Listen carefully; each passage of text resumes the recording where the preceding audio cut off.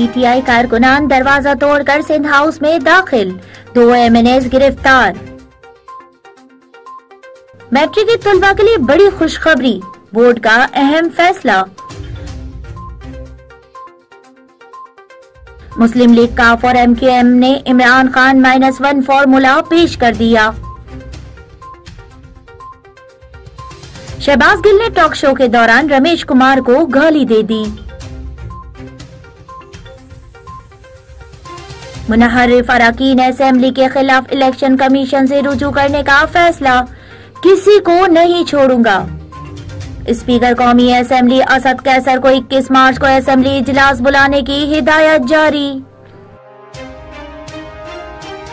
4 मुनहरिफ अरकान खुलकर सामने आ गए, 3 विफाकी वजीर पीटीआई छोड़ गए। वजीर आजम इमरान खान का चैलेंज हामिद मीर ने कबूल कर लिया।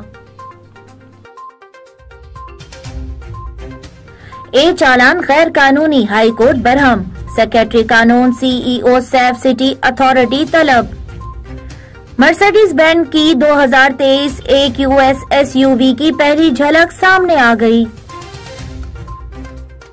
अपोजिशन की जानिब से अरकान पार्लियामेंट को सिंध हाउस में छुपा कर रखने का इंकिशाफ हुआ है।